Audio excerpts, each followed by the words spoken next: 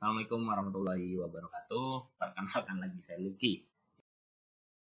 Ini sebetulnya kan economics ya. Ini sebuah komik. Kalau buat saya ini komiknya bernama Economics. Mereka sih nyebutnya novel bergambar. Jadi memang komik ini tebal, cukup panjang, tapi insya Allah sangat berharga. Saya coba menyampaikannya dengan skema yang sesederhana mungkin. Memang agak panjang ya, saya mohon maaf sambil saya bacain juga. Jadi ini masuk chapter 2, sebelumnya sudah ada beberapa video, bisa dilihat juga, ini full steam ahead. Nah, bangkrut ini disebut dengan crash, juga disebut dengan panik.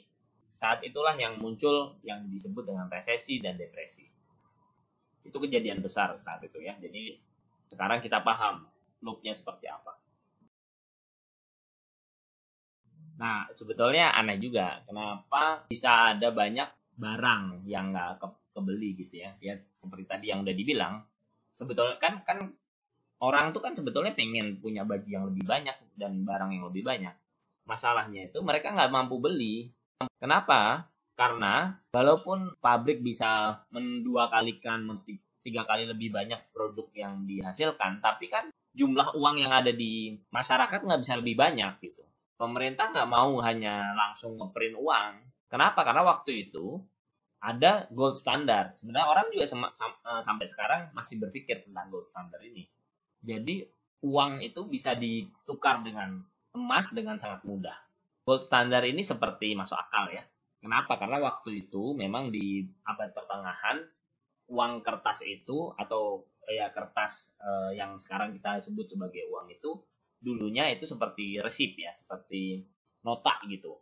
Untuk emas-emas yang disimpan di dalam berangkas. Ya memang nilai dari kertas ini kan nggak sama dengan emas. Tapi orang menerima itu sama. Akhirnya orang misalnya dia punya uang gitu ya. Yang awalnya mungkin ditukar belikan dengan emas. Tapi kan kebutuhan aslinya sebetulnya barang-barang harian. Jadi uang ditukar dengan barang harian. Groceries lah. Karena semua itu harus terkait dengan jumlahnya dari emas, makanya pemerintah nggak bisa seenaknya ngeprint uang, menambah jumlah uang. Nah, karena jumlah uangnya segitu-gitu aja, akhirnya ya sesederhana tadi, masyarakat yang memang jumlah gajinya dan seterusnya itu terbatas, ya mereka nggak bisa mampu beli lah gitu. Ada hal baru di sini diceritakan, ada namanya fractional reserve banking ya. Ini apa gitu ya? Sebetulnya sederhana. Masyarakat nyimpen uang. Kemudian bank meminjamkan uang ke masyarakat. Itu loans kan. Kalau tadi naruh uang di bank namanya deposit ya. Nah, fractional reserve bank ini dalam artian bahwa mereka kan dapat titipan uang. Terus uangnya sebagian di ini. Nah, yang dipinjamkan ke orang lain itu ya sebagian gitu. Nah, ini disebut fraction. Jadi misalnya hanya 1/5 atau 20% gitu ya. Yang disimpan maksudnya. Yang disimpan hanya 20%, jadi 80%-nya dipinjamkan. Dengan dipinjamkan, bank bisa dapat untung kan, dapat bunga gitu. Nah, bunga inilah yang dipakai untuk proses dan seterusnya lah. Nah, tapi angka itu cerita di abad ke-19. Jadi contoh misalnya, orang nabung ke bank 1.000 pound ya. Bank mungkin akan menyimpan 20%, kemudian 800 poundnya dipinjamkan ke orang lain. Terus misalnya orang ini mau membeli sesuatu lah gitu ya, pakai uang ini, uangnya diletakkan di bank. Nah kemudian dari uang tadi kan yang ditaruh di bank ini kan 800 ya, 20%-nya disimpan lagi, 20% dari 800 ada 160 pound. Kemudian yang 640-nya dipinjamkan lagi. Terus berputar aja begitulah kira-kira prosesnya. Kalau misalnya bank terus meminjamkan uangnya terus, dan uang itu balik lagi ke tempat dia, yang dari awalnya itu 1.000, akhirnya bisa jadi 4.000. Tambahannya tuh 4.000. Totalnya jadi 5.000. Kenapa? Karena kan awal duitnya tadi yang dipinjamkan 800. Dari 800 disimpan di bank lain, dipinjamkan lagi jadi tambah 640 dan seterusnya tambah. Kira-kira totalnya itu 4.000 gitu. Karena total akhirnya berawal dari uang yang 1.000 kemudian dipinjam-pinjamkan jadi 4.000, sehingga totalnya jadi 5.000, kan jadi pemerintah harus mengeluarkan nih, gimana ceritanya bisa 5.000? dia sebut sebagai 1.000 itu bentuknya cash, 4.000 itu IOU lah nyebutnya ya, dari bank yang mengeluarkan peminjaman. Karena orang itu bisa mendapatkan uang dari bank kapanpun mereka inginkan, artinya mereka mau ambil duitnya kapan, pinjam kapan gitu lah ya, atau menulis cek dan membiarkan orang lain itu ambil uangnya. Jadi account bank kan seperti cash. Akhirnya kan dia itu menerima simpanan dari masyarakatnya 1.000, tapi dia mengubah menjadi 5.000 cash kan. Kenapa? Karena dia mengubah dari yang tadinya bentuknya hutang menjadi uang.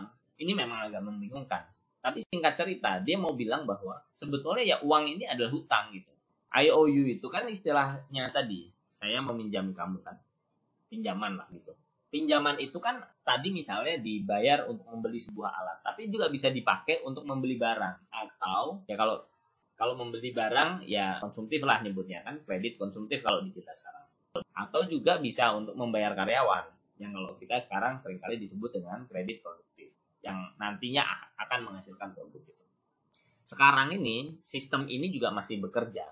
Kenapa bisa bekerja? Karena kita kan nggak mengambil semua uang-uang kita yang ada di bank sekaligus. Jadi masyarakat naruh di bank, nggak semuanya kan diambil langsung sekaligus gitu. Jadi dengan bank itu meminjamkan sebagian dan hanya menyimpan bagian kecil dari uang yang dia terima untuk disimpan itu, sedangkan yang nyimpan itu nggak semuanya langsung ambil sekaligus, sehingga proses ini bisa dilakukan. Jadi walaupun saya sebagai bank, saya cuma nyimpan 20% dari A, 20% dari B, 20% dari C, tapi kan si A, B, C ini nggak semuanya ngambil uangnya semua yang ada di saya. Kalau semuanya ngambil ya jadi masalah dong. Tapi kalau enggak, ya misalnya dia si A ngambil 50%, ya udah saya ambilin 20% dari sini, terus kira-kira gitu lah. Apalagi kalau kita cuman sebetulnya nulis cek aja, atau semua pembayaran ini dilakukan secara elektronik. Jadi sebetulnya pemindahan kayak kita sekarang transfer uang lah ya dari bank A ke bank B atau dari rekening A ke rekening B dalam satu bank, ya itu kan sebetulnya uangnya di situ-situ aja, kita nggak perlu ngambil betul-betul ngambil, dia hanya pembukuannya aja kan. Tapi memang saat itu kalau misalnya ada isu, misalnya ya sebuah bank mau bangkrut nih, terus semua orang mau ngambil duitnya, ya bank juga pusing tuh. Jadi kejadian yang disebut slumps waktu itu memang lebih banyak terjadi karena panik ini, karena ada kepanikan itu. Jadi slumps ini kemerosotan ekonomi maksudnya ya. Nah, dia anggap karena ada misalnya kesulitan keuangan gitu ya. Misalnya disebut tadi bank kan. Jadi bank itu kehabisan uang gitu. Tapi sebetulnya nggak ada orang tahu kenapa kemerosotan ekonomi itu terjadi. Orang tuh kadang mikir ya karena kamu malas aja gitu. Nah, terus pengusaha ini mikir, kalau misalnya baju-baju ini dijual di luar negeri, kayaknya jadi solusi gitu. Nah, sehingga Inggris memaksakan adanya pasar bebas di abad ke-19. Artinya dia memaksakan pokoknya harus bisa jual si kain-kain ini ke manapun. Cina berusaha untuk membatasi, tapi akhirnya diperangin lah sama Inggris, sehingga ya mau nggak mau Cina nggak bisa batasin gitu. Sampai mereka juga bertanya, lah bukannya pasar bebas itu artinya kita juga bebas mau menentukan kita mau bisnis apa enggak gitu. Ini yang sekarang jadi pertanyaan juga buat kita. Kita sering kali dipaksakan untuk membuka pasar bebas, tapi nggak bebas untuk menentukan pasarnya itu benar bebas apa enggak gitu. Artinya kan kita juga punya hak untuk nggak membeli kan sebetulnya. Nah, di sisi lain Inggris itu seringkali menyebut dirinya menjaga para pedagangnya. Jadi kadang akhirnya cara menjaganya ya dengan menaklukkan daerah lain. Skemanya ya dia taruh dulu istilahnya benderanya, terus nanti setelah itu perdagangan lah masuk situ. Inggris masuk juga ke India. Kalau ada barang yang saingan sama barangnya, dihancurkan sama dia. Terus dia yang ini istilahnya ini orang Inggris ya. Apaan nih pasar bebas apaan nih bentuknya kayak gini gitu. Cuma kejadian-kejadian ini ternyata bikin masalah baru juga ya. Dia pengen menjual barang tapi orang yang mau membelinya juga nggak bisa membeli karena skemanya tadi paksaan-paksaan itu kan. Dia bilang bahwa gimana saya mau beli, pekerjaannya dia yang tadi itu misalnya dikirim semua ke Inggris kan, Inggrisnya punya pabrik-pabrik itu, jadi saya nggak bisa bikin barang kan gitu. Kejadian tambahan, jadi makanya memang permasalahan ini ya terjadi di sana duluan karena mereka yang udah bisa bikin pabrik dan sejenisnya ya. yang kemudian akhirnya diikuti juga di daerah Eropa lain, terus Amerika bagian utara gitu ya. Ya sekarang kita seringkali sebut Amerika Serikat gitu. Nah di situ juga udah mulai muncul nih pabrik-pabrik. Akhirnya Inggris ini punya kompetitor kan. Itu dulu. Nah, kita lanjutkan nanti di video berikutnya.